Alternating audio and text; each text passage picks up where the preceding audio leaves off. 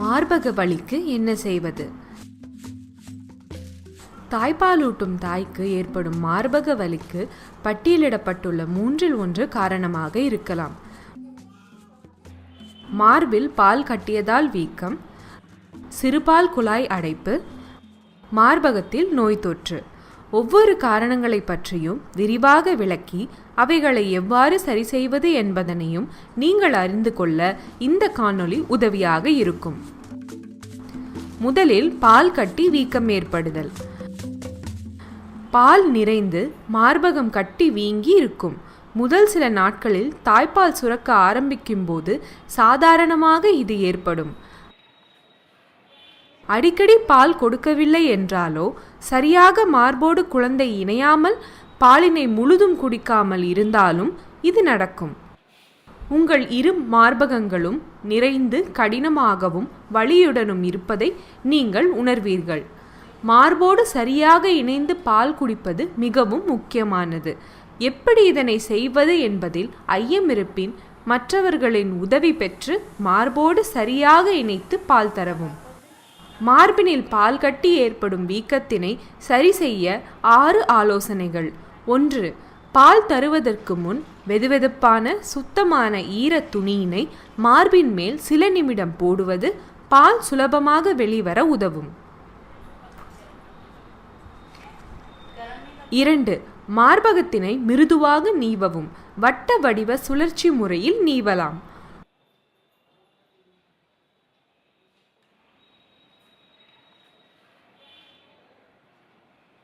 3. சிறிதளவு பாலினை முதலிலே கறந்து விட்ட பின் குழந்தைக்கு பால் தரலாம்.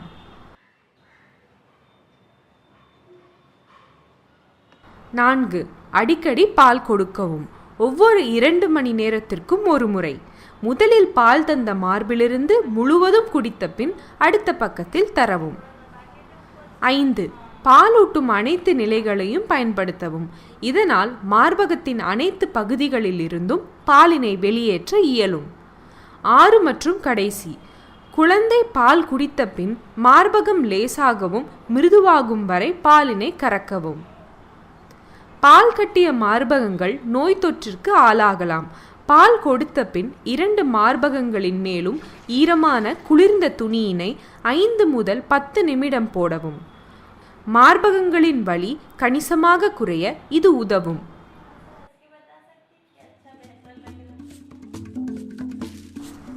மார்பக வலிக்கு 2வது காரணம் சிறுபால் குழாய்களில் ஏற்படும் அடைப்பு. சிறுபால் குழாயில் அடைப்பு ஏற்பட்ட பகுதி மார்பகத்தில் வலி மிகுந்த சிறுகட்டி போல தோன்றும். உங்களுக்கு காய்ச்சல் இருக்காது, நன்காக இருப்பதாக உணர்வீர்கள். சிறுபால் குழாய் கட்டி பால் சரியாக வெளியேறாத போது ஏற்படும். உதாரணமாக, குழந்தையின் மார்பக இணைப்பு சரியாக இல்லாதது அல்லது பால் குடிக்கும் போது மார்பிலிருந்து பால் வெளியேறுவதை தடுக்கும் வண்ணம் உங்கள் அழுத்தம் இருப்பது. மீண்டும் உறுதி செய்யுங்கள் குழந்தை இணைப்பு நன்கு உள்ளது என்பதனை. இது மிகவும் முக்கியம்.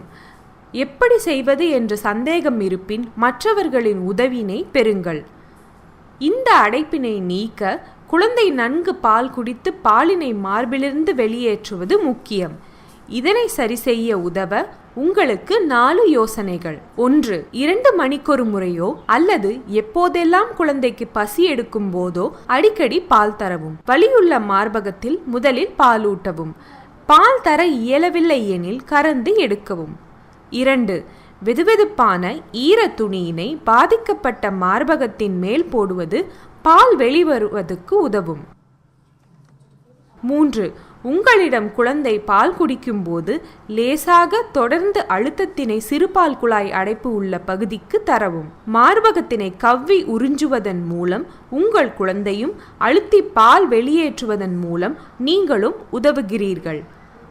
கடைசியாக, சிறுபால் குழாயின் அடைப்பினை நீக்க குழந்தை பால் குடிக்கும் போது மார்பினை வட்ட வடிவ சுழற்சி முறையில் அக்குளில் இருந்து மார்பு காம்பு பகுதி வரை நீவி விடவும்.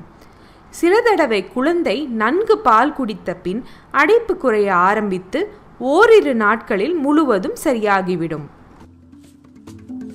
மூன்றாவது காரணம் மார்பகத்தில் ஏற்படும் நோய் தொற்று. அடைப்பு ஏற்பட்ட சிறுபால் குழாய் பிரச்சனையை சரி செய்யாவிட்டால் மார்பகத்தில் நோய் தொற்று ஏற்படலாம். கட்டியாக இருந்து சிவந்து வீங்கி வலி மிகுந்தும் சூடாகவும் மாறும். உங்கள் உடல்நலம் பாதிக்கப்பட்டு காய்ச்சல் கூட வரலாம். உங்கள் மருத்துவரை அல்லது நலப்பணியாளரை உடனே கலந்தாலோசிக்கவும். அவர் உங்களை பரிசோதித்து உங்களுக்கு கிருமிக்கொல்லி மருந்து தேவையா என்பதனை முடிவு செய்வார். கூடவே சீழ்கட்டி உள்ளதா என்பதனை பரிசோதிப்பார். சீழ்கட்டி அதிக தொல்லை தரக்கூடிய நோய், அதனால் தக்க மருத்துவரை அணுக வேண்டியிருக்கும். நோய் தொற்று ஏற்பட்ட போது குழந்தையின் இணைப்பு ஆழமாக உள்ளதா என உறுதி செய்து கொள்ளவும். சிறுபால் குழாய் அடைப்பிற்கு பரிந்துரைக்கப்பட்ட அதே 4 வழிமுறைகள் இதற்கும் பொருந்தும். முதலாவது, அடிக்கடி பாலூட்டவும். நோய் தொற்று ஏற்பட்ட மார்பில் முதலில் பாலூட்டவும். சுரக்கும் உங்களுடைய தாய்ப்பால் குழந்தைக்கு பாதுகாப்பானது. இரண்டாவது, பால் கொடுக்கும் முன்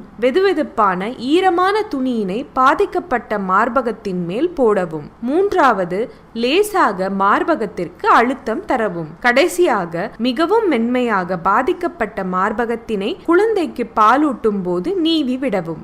நினைவில் இருக்கட்டும், பாதிக்கப்பட்ட பகுதியினை தொட்டாலே வலிக்கும். மார்பக நோய் தொற்று ஏற்பட்டால் மார்பக திசுக்கள் மட்டும்தான் பாதிக்கப்பட்டு இருக்கும். தாய்ப்பாலில் நோய் தொற்று இருக்காது என்பதனை புரிந்திருக்க வேண்டும். இன்னமும் உங்கள் குழந்தைக்கு நல்ல பால் இது. பாதிக்கப்பட்ட மார்பகத்தில் பால் நிலையாக சுரக்க வைக்க அடிக்கடி பால் தருவதோ அல்லது பால் கறப்பதோ தொடர்வது உசிதம். உங்களுக்கு HIV தாக்கி இருந்தால் நோய் தொற்று மார்பகத்தினை விடுத்து ஆரோக்கியமான மார்பகத்தில் மட்டும் பால் கொடுக்கவும். உங்களுக்கு காய்ச்சல் ஜுரம் உள்ளவரை பால் கறந்து கொட்டிவிடவும். உடல் நலம் தேறியவுடன் 2 மார்பகங்களிலிருந்தும் பாலூட்டலாம். உங்களுக்கு நோய்க்கொல்லி மருந்து தரப்பட்டிருந்தால் சரியான நேரத்தில் மருந்தினை முழு காலகட்டத்திற்கும் சாப்பிட்டு வரவும். வலி காய்ச்சலிற்கு பாராசெட்டமால் சாப்பிடலாம். ஒரு நாளிற்குள் முன்னேற்றம் ஏற்படவில்லை எனில் மருத்துவ பணியாளரை அணுகவும். உங்களுக்கு மார்பக நோய் தொற்று இருந்தது எனில்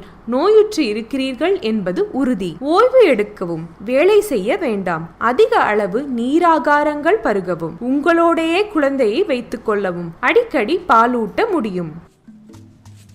நினைவில் இருக்கட்டும், மார்பகங்கள் வீங்கி பால் கட்டும் போது கடினமாகவும் வலியோடும் நிறைந்தும் உள்ளதை உணர்வீர்கள். ஒரு பக்க மார்பில் சிறு கட்டி இருப்பின் சிறுபால் குழாய் அடைப்பு இருக்கலாம். உங்கள் உடல் நலம் பாதிக்கப்பட்டு இருப்பின் சீழ்கட்டி இருக்கலாம். அனைத்து வகை பிரச்சனைகளுக்கும் குழந்தை சரியாக இணைந்துள்ளதா என உறுதி செய்து கொள்ளவும். பால் வெளியே வர இது உதவும். பால் கொடுக்கலாம் அல்லது பாலினை கறந்து எடுத்து விடவும்.